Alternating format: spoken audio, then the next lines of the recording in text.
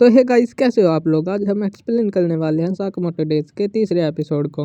Episode शुरू होता है और हमें दिखाया जाता है लू को, जो कि कन्वीनियंस स्टोर पर आती है, वो भी 2 घंटा लेट। इसके कारण जो सीन है वो उस पर चिल्लाने लगता है क्योंकि वह 2 घंटा लेट है। फिर हमें दिखाया जाता है जो लू है वो इन सभी बातों को हल्के में ले रही थी।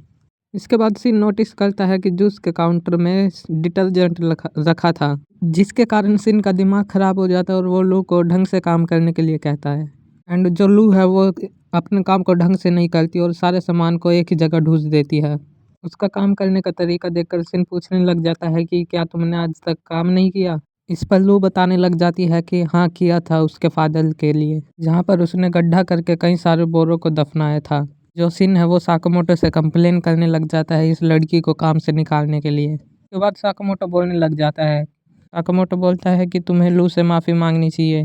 साकामोटो को बात करते हुए सुनकर वे दोनों काफ़ी शौक हो जाते हैं क्योंकि साकामोटो ज़्यादातर बोलता नहीं है। एंड साकामोटो यहाँ पर रुकता नहीं है, वो बोलता ही जाता है।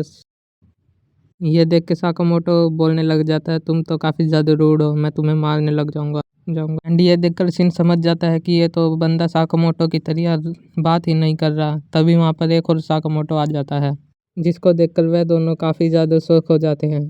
एंड वो जो नया साकामोटो है चुपचाप जाके अपनी जगह पर बैठ जाता है। जो पुराने वाला साकामोटो है वो बोलने लग जाता है, ये तो मेरा टॉपर गैंगर है। वो चाकू निकाल कर उस पर हमला करने लगता है। नकली साकामोटो अपने असली रूम में आ जाता है। उसके पास ये एबिलिटी है, वो किसी का भी रूप ले सकता है। और तो और सिन इसका माइंड भी रीड नहीं कर पा रहा था। और इसका नाम नागुमो है। नागुमो इन दोनों को बुद्धू बनाने के लिए इन पर हंसने लगता है, जिसके लिए वे इसके सर पर मारते हैं। नागुमो इन्हें बताता है कि वह सामने वाले सुपरमार्केट में काम करता है और वो साकामोटो का दोस्त है। वो सिर्फ 18 साल का है, लेकिन इनके सामने तो कोई सुपरमार्केट था ही नहीं।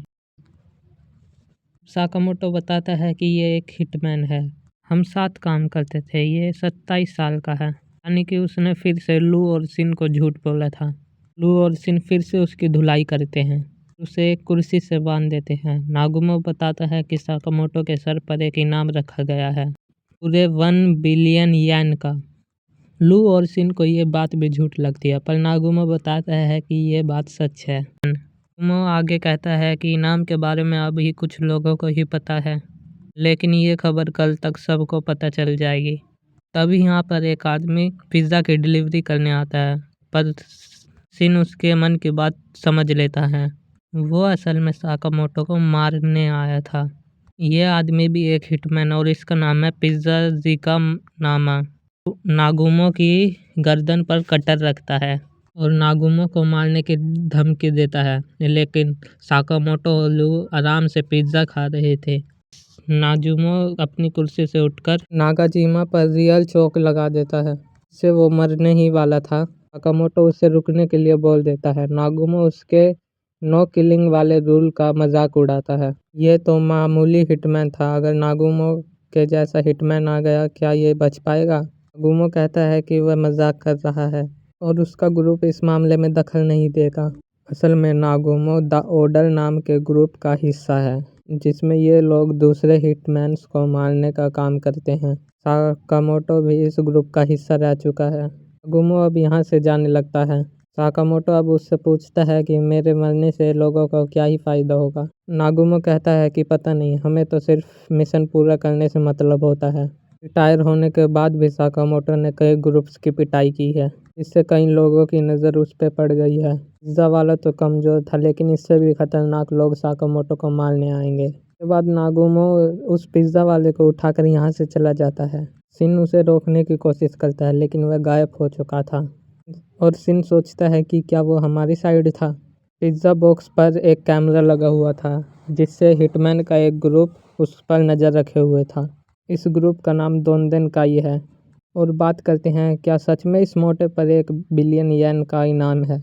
इससे ज़्यादा खतरनाक तो वो नागुमो लग रहा था, पर इनका लीडर कहता है कि हमें साकामोटो को कमज़ोर नहीं मानना चाहिए और उसे मारना इतना आसान नहीं होगा।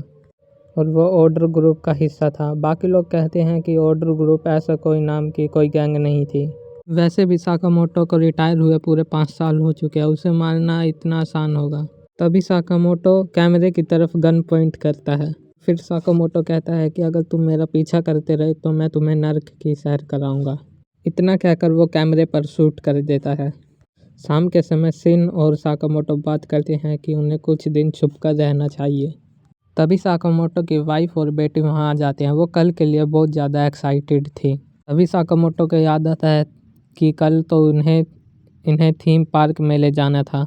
अगले दिन ये सभी थीम पार्क में जाते हैं और अलग अलग राइड्स पर बैठते हैं। साकामोटो और लू को तो राइड्स पर बैठने में डर लग रहा था। हाना कहती है कि ये पार्क बहुत बड़ा है और इसमें एक शुगर बनी नाम का मैस्कॉट है जो कि उसे बहुत पसंद है। आज ये लोग बहुत मज़े करेंगे। वहीं साकामोटो को चिंता हो रही थी कहीं इस पर कोई अटैक ना कर दे। शिन लू से कहता है कि आज का उनका मिशन साकामोटो को प्रोटेक्ट करना है, ये भी कि उनकी फैमिली अच्छे से एंजॉय कर सके। भी शिन कहता है कि हमारे आसपास कोई भी दुश्मन नहीं है। वो अपने 30 मीटर की रेडियस में लोगों के दिमाग पढ़ सकता है। अगर कोई मर्डर करने के इरादे से आता है तो उसे पहले ही पता चल जाएगा। तभी लू कहती है कि क्या तुम मेरा माइंड भी पढ़ते हो। शिन कहता है कि नहीं, ये उस करने के लिए उसे काफ़ी ज़्यादा कंसंट्रेट करना पड़ता है, जैसे कि किसी रेडियो का सिग्नल मिलाना हो। तभी अचानक ही शिन को पता चलता है कि उनकी तरफ एक दुश्मन आ रहा है। वह माइक के जरिए साकामोटो को बता देता है इस हिटमैन का नाम कुरी है जो कि सफाई वाला बनकर आया था। लू हाना और एओई का ध्यान भटकाती है कि उन दोनों को इस बारे में पता नहीं चलना चाहिए। अभी वो हिटमैन साकामोटो के पास आकर उस पर हमला करने की सोचता है, लेकिन साकामोटो उसी का पेन निकालकर उसी की छाती में डाल देता है। लू और शिन तुरंत ही उसकी बॉडी को एक डब्बे में डालकर यहाँ से ले जाते हैं। तभी देखते हैं कि साकामोटो ने इस आदमी पर जानलेवा हमला नहीं किया था, वह बच जाएगा। दूसरा हिटमैन तात्सु दूर से यह सब देख रहा था। वह सोचता है कि साकामोटो के पास जाने से पहले इस शिन का कुछ करना पड़ेगा। तभी उसे एक आइडिया आता है कि वो कुछ सोचेगा ही नहीं, शिन उसका माइंड भी रीड नहीं कर पाएगा। तभी ये सब एक रोलर कोस्टर राइड पर जाकर बैठ जाते हैं। लू और शिन सबसे पीछे बैठे थे ताकि वो सभी पर नज़र रख सके। तात्सु भी इनके सामने ही बैठा था। शिन तो नहीं, पर लू को उस पर शक हो जाता है कि वो कुछ गड़बड़ लग रहा है।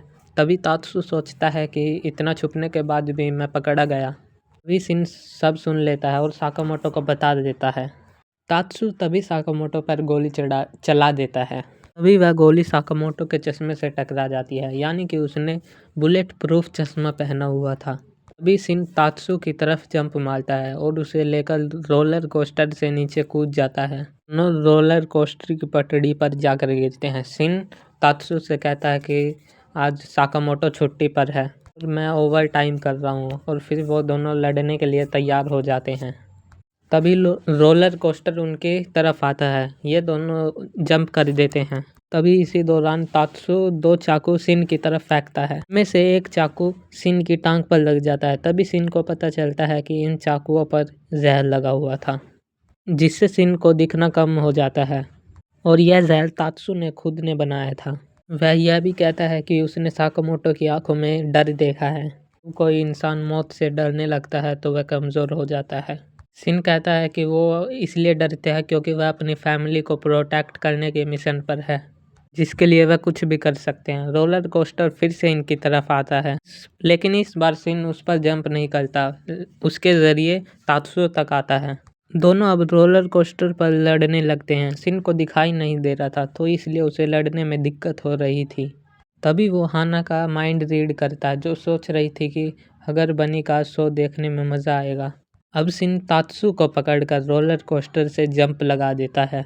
अब दोनों जाकर शुगर बनी वाले स्टेज पर गिरते हैं, जहाँ पर एक नाटक चल रहा था जिसमें शुगर बनी एक गुंडे को हरा देता है। शिन अब शुगर बनी की कॉस्ट्यूम पहन लेता है और तात्सु से लड़ने लगता है। सभी लोग शुगर बनी के लिए चीयर कर रहे थे। शिन अब तात्सु की बुरी तरह से धुलाई करने लगता है। तभी हम देखते हैं कि ऑडियंस में साकामोटो की फैमिली भी बैठी हुई थी। साकामोटो अपने माइंड में शिन को बता रहा था कि कब कौन सा मूव करना है। इस तरह शिन बिना देखे भी तात्सु से लड़ पा रहा था। साकामोटो की बात सुनकर ही शिन तात्सु की बैंड बजा देता है, वो भी अपनी बिना आंखें खोले। सब लोग शुगर बनी के लिए चीयर कर रहे थे। ऑडियंस को यह पता ही नहीं था कि यह लड़ाई असली में हो रही थी। यह एपिसोड यहीं पर ख़त्म हो जाता है। तो लाइक एंड सब्सक्राइब ज़रूर करें।